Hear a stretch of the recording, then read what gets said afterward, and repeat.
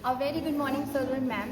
हम G++ काबली school से हैं। मेरा नाम काजल है और ये मेरे टीम मेंबर्स हैं नैन्सी, मानसी और शदाब। हमारी जो टीम कोड है वो FCT181 है।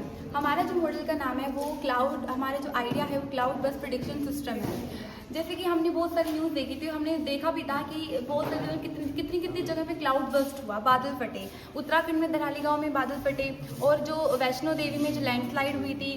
तो हमने और मेरी पूरी टीम ने क्या किया था, एक सर्वे किया था जिसमें हमने ये देखा कि 21 दिनों में 7 जगह बादल फटे हैं। और जब हिमाचल प्रदेश में जो धुनंग गांव है वहाँ पर क्या हुआ था, जब बादल फटे थे तो पानी के साथ साथ बहुत सारी लकड़ियाँ भी एक साथ नीचे आई थी। तो कोर्ट ने ये कहा था कि ये सिर्फ नेचुरल डिजास्टर नहीं है, ये जो ह्यूमन है उनका भी उतना ही रोल है जितना इसमें नेचुरल डिजास्टर हो रहा है।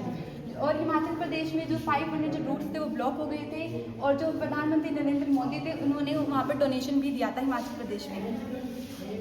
जैसे कि मेरे टीम मेंबर काजल ने आपको बताया कि क्लाउड बर्स्ट से कितनी लोगों को हानि हो रही है और नेचुरल डिजास्टर हो रहा है।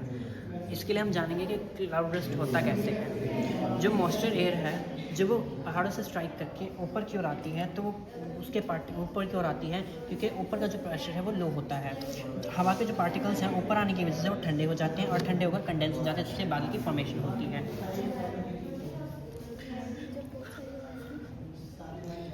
होता है वहाँ पे बहुत ज़्यादा हाई लेवल पे मॉइस्चर हो जाता है, जिसकी वजह से वहाँ पे बारिश नहीं होती बादल में से और एकदम से बादल जो होता है ज़्यादा पानी होल्ड नहीं कर पाता, जिसकी वजह से फट जाता है। और जैसे ही बादल फटता है पहाड़ पर जितनी भी चीज़ें होती है, मड वगैरह जो भी लकड़ी वगैरह होती है वो सब नीचे वैली की तरफ जाते हैं, जिसकी वजह से जो वैली में रहने वाले लोग हैं वहाँ पर बहुत ज़्यादा डिस्ट्रक्शन होती है और उनकी लाइफ को भी डेंजर भी होती है।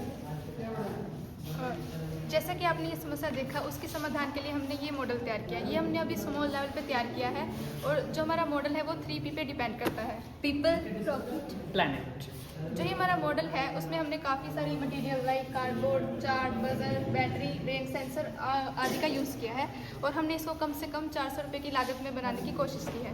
जो हमारा ये रेन सेंसर है वो नॉर्मल रेन को डिटेक्ट नहीं करता, ये 1 घंटे में 100 mm से ऊपर वाली रेन को ही डिटेक्ट करता है और इसके साथ एक बजर और रेड LED भी अटैच है। जैसे ही हमारा रेन सेंसर रेन के प्रेशर को डिटेक्ट करेगा, हमारा बजर और रेड LED फ्लैश करेगी, जो कि वैली में रहने वाले लोगों को अलर्ट करेगी और उनको कम से कम 30 मिनट्स का टाइम मिलेगा अपनी लाइफ को सेव करने के लिए, इंफ्रास्ट्रक्चर को स्ट्रॉन्ग करने के लिए और मेडिकल फैसिलिटीज़ को इन्हेंस करने के लिए। जो ये हमारा मॉडल है अब ये स्मॉल लेवल पे है, लेकिन जब हम इसको बिग लेवल पे बनाएंगे तो उसके लिए हमारा सेंसर भी चेंज होएगा और काफ़ी सारी चीज़ें और लगेंगी, जैसे कि स्पीकर वगैरह। तो उसमें कम से कम ये 1000 और 2000 रुपये में बन के तैयार होगा। जो हमारा मॉडल है इसकी एडवांटेज क्या है, अर्ली लाइफ सेविंग अलर्ट्स हम कर सकते हैं और डैमेज को भी रिड्यूस करेगा और जो हमारे डिज़ास्टर प्लानिंग है उनको भी एनहेंस करेगा।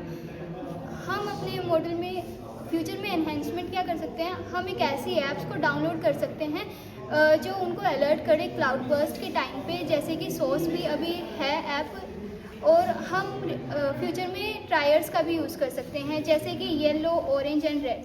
जो येलो ट्रायर होता है वो अवेयरनेस के लिए यूज़ होता है, इसमें हमें 60 to 90 मिनट्स मिलते हैं प्रिपेयर होने के लिए। ऑरेंज टायर में हमें प्रिपेयर होने का ही टाइम मिलता है सिर्फ 30 to 60 सेकेंड्स। इसमें 50 to 70% चांसेस होते हैं क्लाउड बर्स्ट होने के।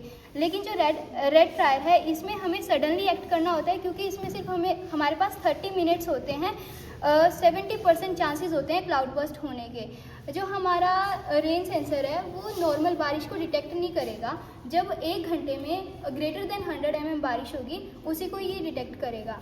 अब आप सोच रहे होंगे कि क्लाउड बर्स्ट में सब कुछ डिस्ट्रॉय हो जाता है, तो इस रेन सेंसर का क्या होगा। लेकिन वन टाइम जो कॉस्ट है इस रेन सेंसर की जो हम इसमें लगाएंगे वो इंसानों की, जो लोग हैं उनकी जान से बढ़कर नहीं है। Thank you.